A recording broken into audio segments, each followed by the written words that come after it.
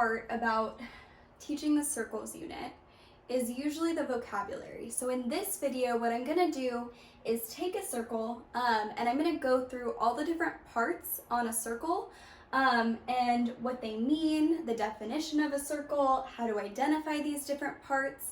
I'm not really gonna go over any properties in this video. I just kind of wanna keep it to some circle vocabulary. Okay, so first off, what is a circle? Well, a circle, and I think the best way to do this is usually with string, but you can think of a circle as an infinite number of points that are equidistant from a center.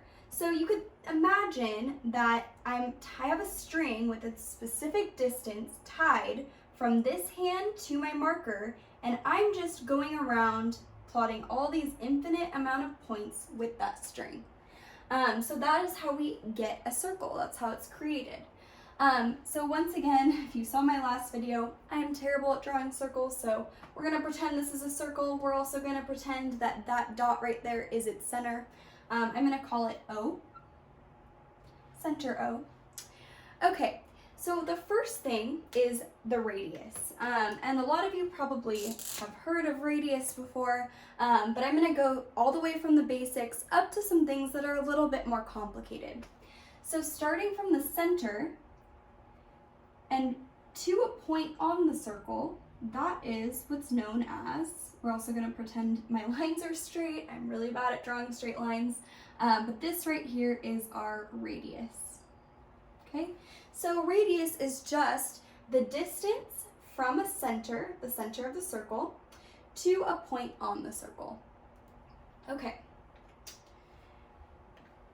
Next up is our diameter. So our diameter is defined by a line that goes through the center of the circle, and it's not a line, it's more like a line segment because it stops. So it's a line that goes through the center of the circle, and its endpoints are on the circle, a line segment. Okay. So this is our diameter.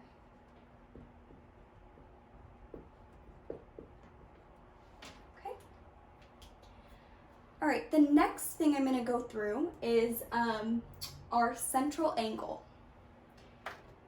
So I'm going to use green for this one. A central angle is an angle whose vertex, I'm trying to figure out where to put this one. I'm going to draw it actually right in between the radius and the diameter line right here. So a central angle is an angle whose vertex, remember that's the middle point of an angle, is at the center, and then its end, or it goes through our circle. So this angle right here, this is a central angle.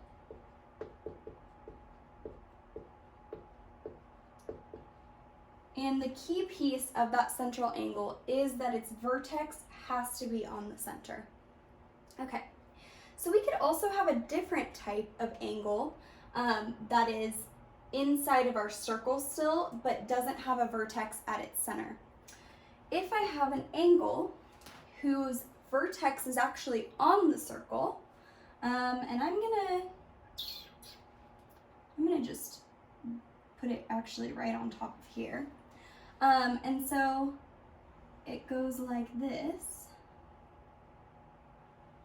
Okay, sorry I overwrote the diameter, but let's move on a little from that. So this is an angle who has some points that are on the circle, right? Not only are these points on the circle, but my vertex is also on the circle. I'm going to call this one theta because it has some degree measure. Let's call it alpha, just to differentiate those two.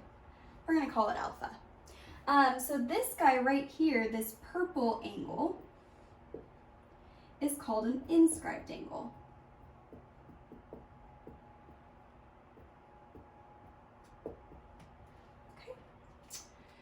And then the last kind of piece of circle vocabulary that you really want to know for when studying circles is called a chord. And all a chord is a line segment whose endpoints are on the circle that looks like that. This guy right here is a chord. Okay, so that's kind of the main circle vocabulary that you'd encounter while working with circles. There are a lot of properties that each of these pieces have, particularly with like this angle measure and then the arc length here, or arc measure here. There are a bunch of different formulas that relate all of these things, but these are the key vocabulary words that you have to know before you get involved with all those complicated formulas and relationships between all these pieces.